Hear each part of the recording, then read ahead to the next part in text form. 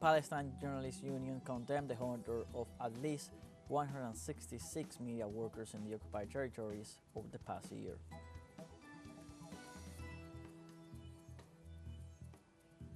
The United States and the United Kingdom launched new bombing raids on Yemeni territory.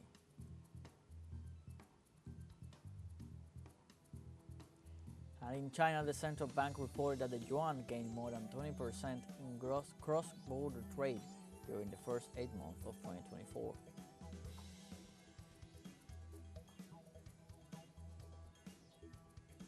Hello, welcome to From the South. I'm Luis Alberto Matos from the teleSUR studios in Havana, Cuba.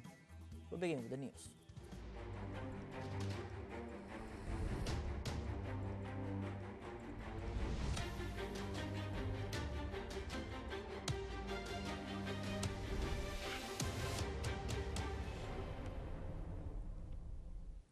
The Palestinian Journalists Union condemned the murder of at least 166 colleagues while rejecting the escalation of aggression unleashed against the occupied territories over the past year.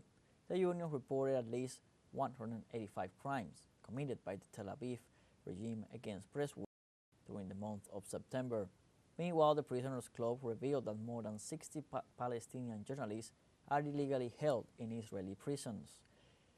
Since the beginning of the Zionist onslaught against the Gaza Strip, the Israeli army attacked the headquarters and personnel of news institutions in order to prevent them from showing the Israeli genocide against the Palestinian people.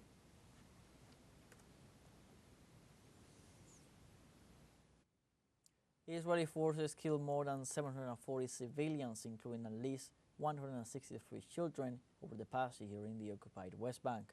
The health ministry reported also that at least 6,250 civilians have been injured since October 7th in the West Bank. The Hebron governorate is one of the most affected by the Israeli violence, with more than 335 fires in residential areas, as well as land seizures, followed by Ramallah and Jerusalem. The Israeli regime's actions aim at deepening their expansionist policies and build more settlements. On Saturday in Italy, at least 7,000 people, including social organizations and pro-Palestinian activists, rallied in Rome, the capital, in support of the Palestinian people. The demonstrators denounced the Israeli genocide against the Gaza Strip, which has intensified since October 7, 2023. The demonstrators also called for the recognition of Palestinian sovereignty despite bans implemented by the Italian government.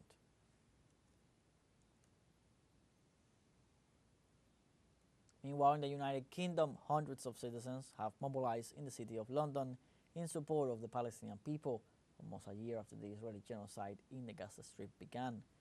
On Saturday, the demonstrators urged the British government to stop providing weapons to the occupying forces and demanded a ceasefire in Gaza. So far, police have arrested 3 demonstrators who were trying to raise their voice on behalf of the thousands of victims of the Tel Aviv's aggression. And in Denmark, thousands of people demonstrated in support of Palestine and took to the streets of Copenhagen to demand an immediate ceasefire in the Gaza Strip. The demonstrators marched with slogans and banners expressing their solidarity with the Palestinian cause and their rejection of the new phase of aggression against Lebanon.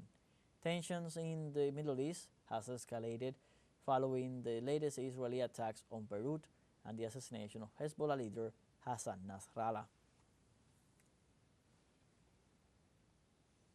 And in South Africa on Saturday, several hundred people marched through central Cape Town, waving Palestinian flags and chanting pro-Palestinian slogans, with placards accusing Israel of genocide and racism. Demonstrators walked to Parliament in a protest organized by the Palestine Solidarity Campaign. Many of the demonstrators expressed their support for the case their country brought against Israel before the International Court of Justice. Because Netanyahu and his cabinet, they are not running out of thirst to kill the people of Palestine for just fighting for their land. So we are saying to the entire world, we see what progressive forces are saying. Here as South Africa, we support the cause of the Palestinians. Well, I think it's always important to stand up when you recognise injustice, and the Palestinian struggle is one that has been going on for 80 years, you know, and the last year has been an acceleration of atrocities. So for those of us who want to live in a more peace-loving world, I think we have an obligation to use the resources and energy we have to come out and say, not in our name to that violence. In the Netherlands, thousands rally in solidarity with the people of Palestine. Demonstrators marched this Saturday through the streets of Amsterdam to demand an end to the genocide against Gaza. The day featured banners and slogans in support of the defense of the Islamic people. And in Venezuela, the people held large rallies to condemn the Palestinian genocide committed by the Israeli occupation forces. This Saturday, thousands marched through the streets of Caracas to the headquarters of the United Nations to express their solidarity with the Palestinian cause. Demonstrators rejected the genocide and fascist ideals implemented by Benjamin Netanyahu's government against the Middle East region. Iran's ambassador also participated in the demonstration, assuring that Israel is conducting an extermination against the Gaza Strip. Let's take a short break, but remember you can join us on TikTok at teleSUR English, where you'll find news in different formats, news updates, and much more. We'll be right back. Stay with us.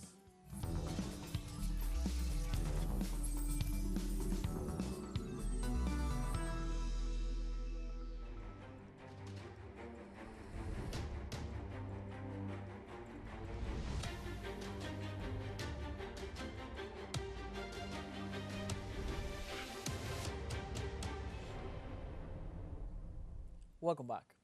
On Saturday, the United States and the United Kingdom launched new bombing raids on Yemeni territory. U.S. and British fighter planes launched at least 15 airstrikes against Sana'a, the capital of Yemen, and the districts of Hodeidah and Damar. According to the U.S. Central Command Forces, the attack targeted military facilities of the Ansarullah movement, but some explosions also occurred in densely populated areas.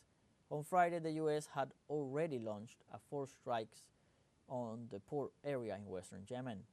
Since the start of the Yemeni actions in support of the Palestinian people, NATO aircraft have carried out 860 raids over Yemen. On Thursday, the Yemeni Ansarullah movement released a video in which they claim to have attacked the British oil tanker Cordelia Moon in the Red Sea.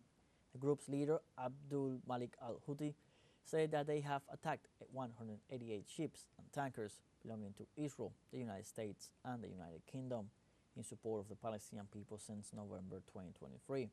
He also said that aggressions by the Pentagon and its allies would not affect Yemen's stance of attacking Israeli interests.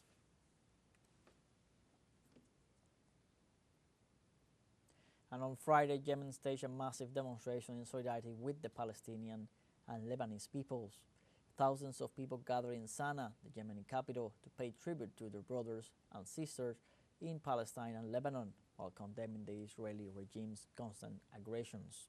Demonstrators also paid tribute to the late Secretary General of the Lebanese Hezbollah Islamic Resistance Movement, Sayed Hassan Nasrallah, who was assassinated in an Israeli attack in Beirut.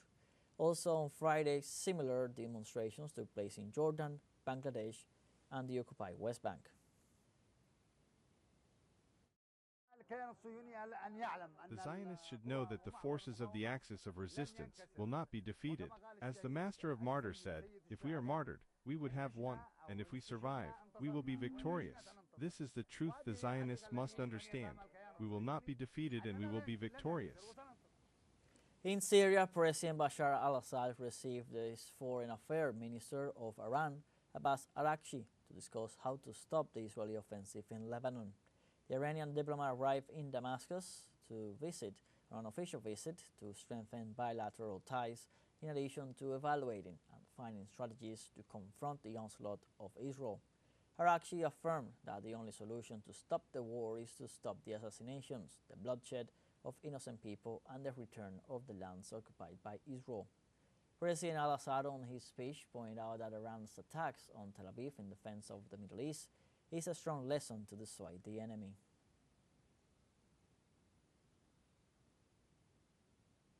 And in Syria, citizens gather in solidarity with the Lebanese and Palestinian people, honoring as well the memory of the Lebanese resistance Hezbollah leader Hassan Nasrallah. In the ceremony that took place in the city of Damascus, religious, political, and social personalities participated to reaffirm their support and solidarity with the Palestinian cause. The attendees affirmed that these activities prolong the line of resistance and intend to follow the path until the defeat of the Israeli occupation.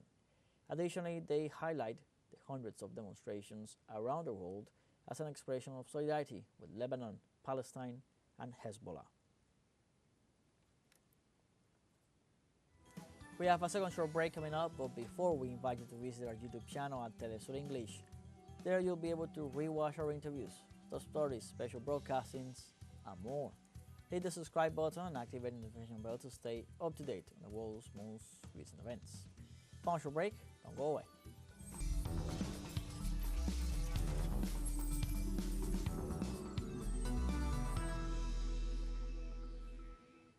Welcome back.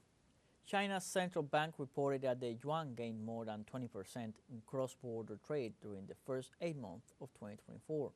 The central bank detailed that to date, cross-border payments and collections in goods trade accounted for 26.5% of the total settlement of local and foreign currencies, compared to 24.8% reached during 2023. In this regard, the bank said it will improve the fundamental institutional arrangements for the cross-border use of the yuan, which will open up the financial market, strengthen financial infrastructures, and improve the regulation of domestic currency business. The presence of the Chinese currency has positioned itself in the global market, which follows the trend towards the de-dollarization of trade, driven mainly by the member countries of the BRICS. The Chinese government has called unfair and unreasonable the European Union's decision to impose tariffs on the export of Chinese electric vehicles to Europe. Following said decision, Beijing expressed its opposition to the bloc's protectionist and unfair practices against vehicles that were developed under the principles of full competition and open market. The Asian giant government stressed that these actions violate the regulations of the World Trade Organization by disrupting the regular order of international trade in vehicles, essential to combating climate change at the global level. It also warned that these protectionist measures hinder trade and investment, cooperation between China and Europe, and also delay progress in the transition to a green economy. In Brazil, the Sao Paulo city streets host the Victory Walk in support of the leftist candidates that will run this Sunday in the mayoral and council elections. The mobilizations are taking place in Sao Paulo, the city with the largest number of voters in the whole country and a strategic region for national politics. It is in this city where polls show the leftist candidate Guilherme Boulos in a technical tie with the current mayor and representative of Bolsonaro supporters, Ricardo Nunes, to dispute the municipal office. This Sunday, October 6, more than 150 million Brazilians will go to the polls to elect close to 4,509 candidates, including mayors, deputy mayors, and councilmen in 5,569 municipalities.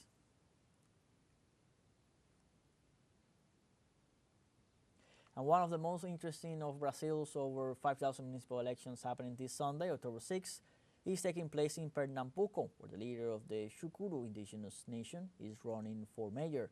Our correspondent Brian Meir has more. Esquerra, a municipality of 67,000 in the backcountry of Pernambuco, is on the verge of undergoing a historic change after 350 years of oppressive relations between the residents of the town and the indigenous people who reside in the Oruba Mountains above it. The Shukuru Nation is favored to take control of the mayor's office and city council on election day, October 6th. We have been physically present in these lands for well over 500 years. The history of Brazil belongs to all of us. Cannot be understood without us.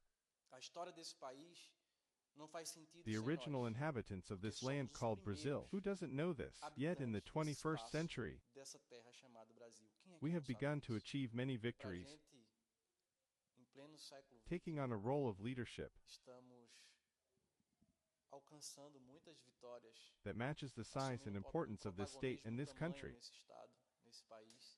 Marco Shukuru became chief at a young age after his father, a nationally known indigenous land rights activist named Chief Shikaun, was assassinated by cattle ranchers in 1998. Chief Marcos won the mayoral election in 2020 but was blocked from taking office by a legal maneuver from local elites. After clearing his name in the courts, he was appointed planning commissioner.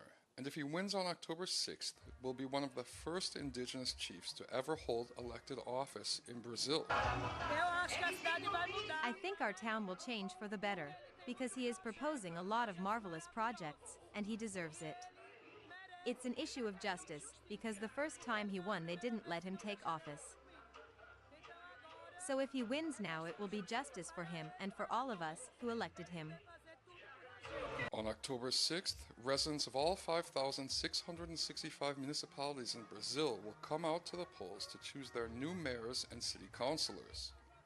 Brian Muir, teleSUR, Pesquera. Meanwhile, in Nicaragua, the Sandinista government moved forward with the Bismarck-Martinez housing program, benefiting nearly 8,000 families. Municipal Council Secretary Jennifer Porras said that the Bismarck-Martinez program delivers housing and ensures that the families benefited have good connectivity, access routes, commerce, and basic services.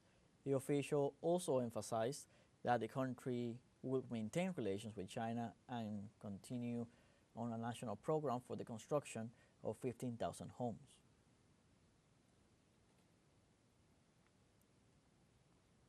And Russia reported more than 20,200 Ukrainian military casualties since the beginning of Kiev's offensive against the Russian Kursk Oblast. The Russian Defense Ministry detailed that Ukraine lost 135 tanks, 66 infantry fighting vehicles, 98 armored transport vehicles, and 870 combat vehicles, among other equipment. The ministry also reported that during the last 24 hours, the Ukrainian losses amounted to more than 350 military personnel, 6 armored vehicles, 3 artillery pieces, and 9 missile launchers. After Kiev's invasion of the city of Kursk on August 6, about 130,000 citizens were forced to leave their homes.